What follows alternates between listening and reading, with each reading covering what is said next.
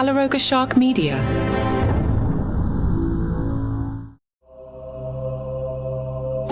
Hello and welcome to Ghost. This episode is titled The Ghost of Abraham Lincoln.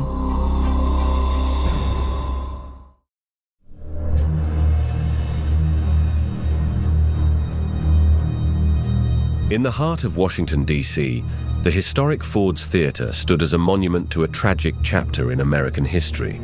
It was a place forever linked to the assassination of President Abraham Lincoln, an event that had left an indelible mark on the nation. Over the years, rumors had swirled that the theater was haunted, that the spirit of Abraham Lincoln himself lingered within its hallowed halls.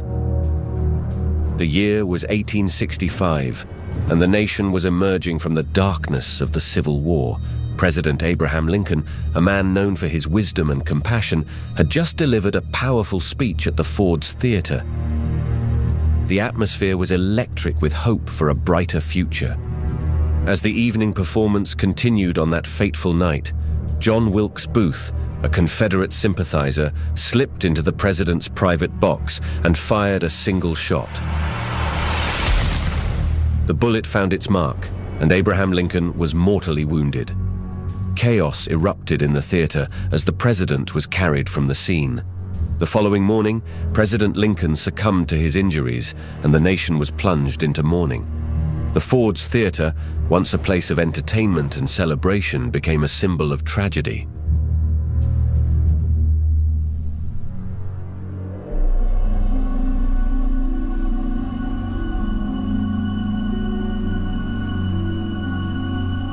It was said that the echoes of that ill-fated night never truly faded from the theater. Visitors reported strange occurrences, eerie apparitions, and a palpable sense of melancholy within its walls. Some claimed to have seen the ghostly figure of Abraham Lincoln himself, dressed in his iconic black suit and stovepipe hat, silently observing the performances from his private box. Over the years, numerous actors and theatergoers recounted their encounters with the spectral presence of the beloved president. His apparition was often described as solemn and benevolent, as if he were a guardian of the historic site. One evening, during a performance of a play commemorating Lincoln's life and legacy, a young actor named James Mitchell was preparing to deliver a monologue in the very box where the president had been assassinated. As he stood in the dimly lit room, he felt an inexplicable presence, a weighty sense of history that seemed to surround him. James Mitchell whispered to himself, "This is where it happened, where he took his last breath."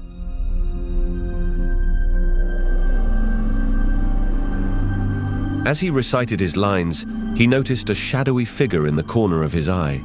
Turning slowly, he saw the unmistakable silhouette of Abraham Lincoln standing beside him. Abraham Lincoln spoke in a gentle voice, "The world will little note, nor long remember what we say here, but it can never forget what they did here." James Mitchell felt a profound sense of awe and humility in the presence of the ghostly president. He continued his performance, knowing that he was not alone in that room. After the play's final curtain call, when the theater had emptied and all was quiet, Mitchell approached the empty president's box, feeling compelled to speak with the spectral figure of Lincoln.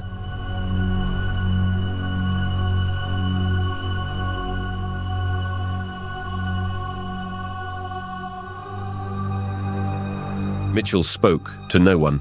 "Mr. Lincoln, I feel your presence here, and I can't help but wonder if you find any solace in this place, or if you're bound by a lingering sense of duty." Abraham Lincoln appeared and turned his gaze toward Mitchell, his expression one of contemplation. "I have watched over this place for so long, Mr. Mitchell, a silent witness to the passage of time. My soul is burdened by the weight of history and the unfinished work of my presidency." Mitchell replied, "You have done so much for this nation, Mr. Lincoln. Your legacy is one of hope and unity. Perhaps it's time to consider a path to eternal peace." Lincoln was intrigued. "Eternal peace, you say?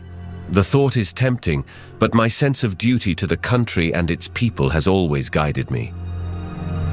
Mitchell offered a sincere and compassionate smile. Mitchell reassured the fallen president, "Your duty was fulfilled, Mr. Lincoln. The nation you loved has grown and thrived. Your presence here is a testament to your devotion, but I believe it's time to find your own peace, free from the burdens of the past." Abraham Lincoln reflected, "I have watched this nation overcome adversity and strife. Perhaps it is time to consider your words, Mr. Mitchell." Over the following nights, James Mitchell and the spectral Abraham Lincoln engaged in thoughtful conversations about the nation's progress and the profound impact of Lincoln's leadership. Mitchell urged Lincoln to consider a path to eternal peace, to find rest and solace in the afterlife. As their discussions continued, Lincoln's demeanor began to change. His once solemn expression softened, and a sense of resolution filled the room. He started to see the possibility of moving on, leaving behind the earthly realm and finding the eternal peace he had longed for.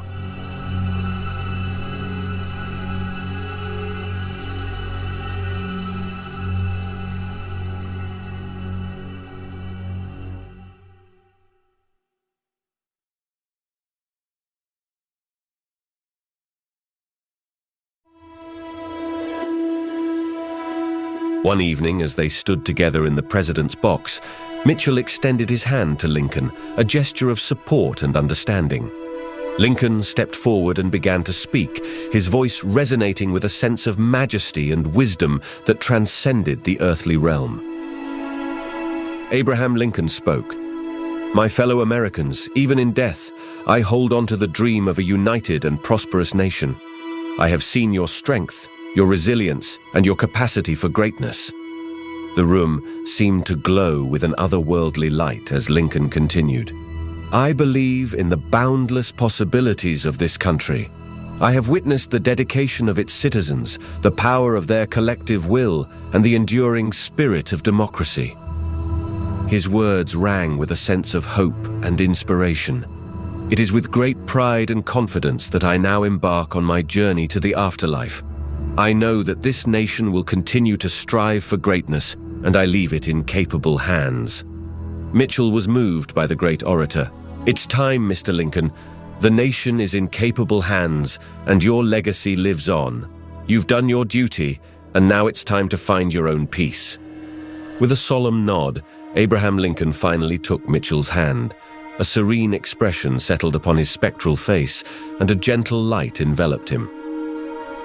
As the light grew brighter, Lincoln's form began to dissipate, and his presence in the theater faded. James Mitchell watched as the ghostly figure of Abraham Lincoln ascended toward the heavens, a sense of fulfillment and relief in his countenance. The room felt lighter, as if the weight of history had been lifted, and Ford's Theatre, once a place of tragedy, was now a symbol of closure and redemption. As the years passed, Ford's Theatre became a place of pilgrimage for those who wished to pay their respects to President Lincoln and to bear witness to the theatre's haunted history. The ghostly presence of Abraham Lincoln, a reminder of the nation's past and the enduring legacy of its leaders, continued to watch over the place where he had met his tragic end.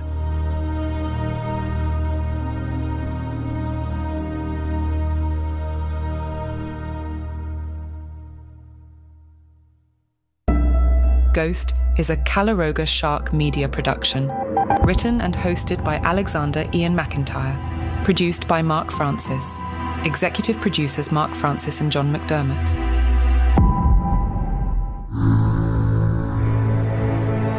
Calaroga Shark Media.